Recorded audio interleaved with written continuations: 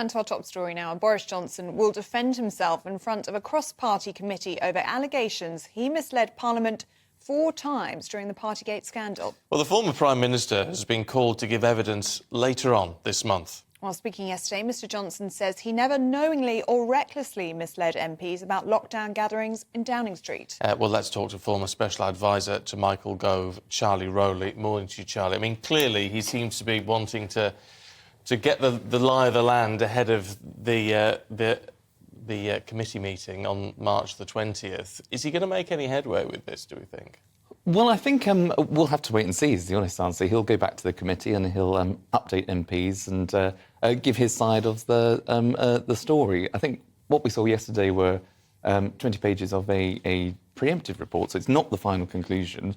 And I think it's just trying to work out, and what the committee will want to get to the bottom of is whether Boris Johnson misled Parliament in the statements that he made during the time of COVID and during some of the decisions that were taken. Because we know, obviously, lockdown rules were broken. The former Prime Minister was fined. So it's not a dispute about, and the committee isn't there to look again into the Sue Gray report. It isn't there to look into what the police investigated. It's purely there to decide whether, when Boris Johnson came to the House of Commons, whether he misled Parliament. And so Boris obviously disputes that, and we'll just have to wait and see when he gives evidence to the committee. And who is the committee made up of, and what exactly are they looking at? Because they are looking at new evidence, fresh evidence, including WhatsApp messages, aren't they? Exactly so. So it's a cross-party group of MPs, so Tory and Labour. It's chaired by the Labour MP, Harriet Harman.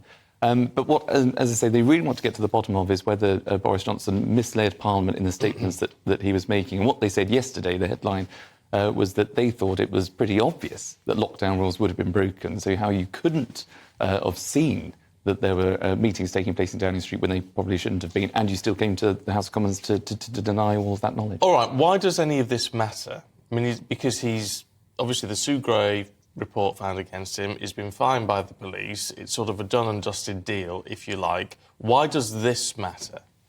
I think that's a great question, and I think it's on the back of the leaked text messages, WhatsApp messages that we saw at the start of the week by the Telegraph and Isabel Oakeshott. So I think COVID has become front and centre again at a week when I think probably the Prime Minister would have wanted the week just to be about the Brexit deal, the fantastic Brexit deal that I think now puts that issue to bed and allows the country to move on. But instead, we're now harking back to 2020, talking about COVID with, as I say, these text messages that have been released by Matt Hancock. You've then got, as you rightly say, Stephen, the Sue Gray appointment to the Labour Party, who conducted that Partygate inquiry into MPs and lockdown parties that were taking place within Number 10.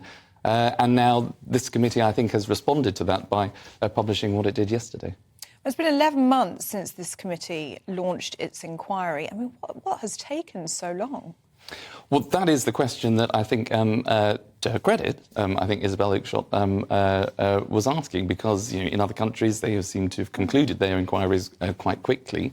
But it has taken, I think, about £85 million even before evidence seemed to have been submitted. So that was one of Isabel's claims, which is as the reason why the WhatsApp messages that she had from Mr Hancock, she thought it was in the public interest to get out there. And there is some sympathy for that, but I have to say I think there is a balance between private conversations that ministers and officials should be having. There should be a safe space for people to talk about all options, and there needs to be context to those WhatsApp messages. But I think there is a public interest case to make sure that people are able to understand why some of the decisions were taken during lockdown, which was a very, very difficult time for everybody. It's interesting, though, isn't it? Because this is about a former health secretary at the time of a pandemic. This is about a former prime minister at the time of a pandemic. Yet all of it will inevitably impact and damage, one would presume, the current prime minister. Well, that's what Labour will say. They're absolutely very happy for the nation to be talking about Partygate again and COVID because of what they saw as the failures that took place within Number 10 and under a Conservative administration. Now, that remains to be seen. There'll be others on the other side who think that, they voted for the Conservatives back in 2019 because they, A, wanted to get Brexit done and they liked Boris Johnson. And now if they feel as though that with the move of Sue Gray moving from the civil service to Labour, and that's some sort of attack on the former Prime Minister, it may be the case that people that were going to vote for the Labour Party, having lost Boris Johnson as Prime Minister, that they will now no longer do so. So what do you make of the arguments that there's a political element to this in terms of Sue Gray moving to the Labour Party, does that put a political spin on what was said in her report? Is there a political element to what is being released in this interim report by the committee, led by Harriet Harman, prominent Labour politician? Is there a political spin to that, or do we need to be very careful not to go down that road?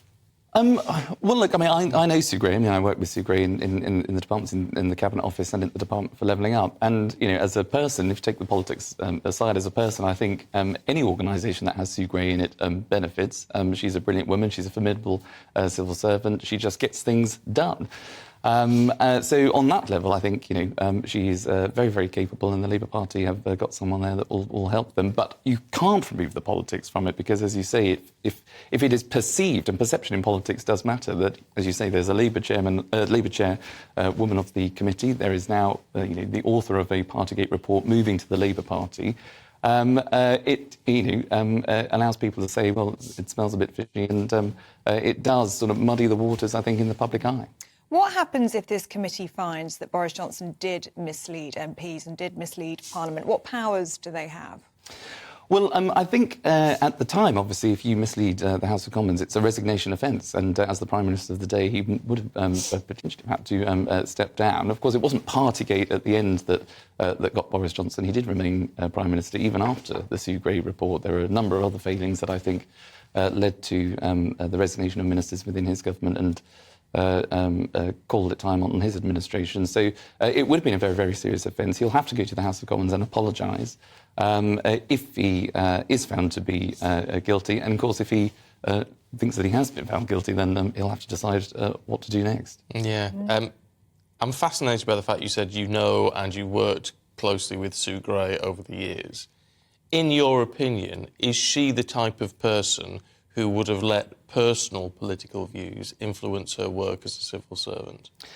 No, I don't think she would have. And I think for a number of civil servants who can dream up the most complicated answer to the most simplest of questions, she was just very, very good at getting things done as an operator.